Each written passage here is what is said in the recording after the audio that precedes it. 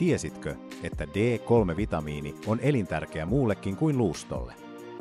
Tutkimusten mukaan se vahvistaa immuunijärjestelmää, tukee mielenterveyttä ja edistää sydämen terveyttä.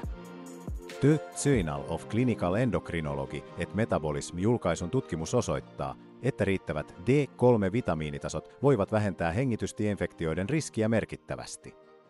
Se on kuin luonnon oma immuunijärjestelmän vahvistaja. Lisäksi JAMA Psychiatry-lehdessä julkaistu tutkimus korostaa, että optimaaliset D-vitamiinitasot voivat vähentää masennuksen riskiä ja tukea henkistä hyvinvointia. Viimeisenä, mutta ei vähäisimpänä, Nature Reviews Cardiology-julkaisun kattava katsaus osoittaa, että D3-vitamiini parantaa sydämen terveyttä ja pienentää sydän- ja verisuonisairauksien riskiä. Muista siis hankkia riittävästi tätä voimavitamiinia auringosta, ruuasta tai ravintolisista. Kehosi ja tulevaisuutesi kiittää sinua.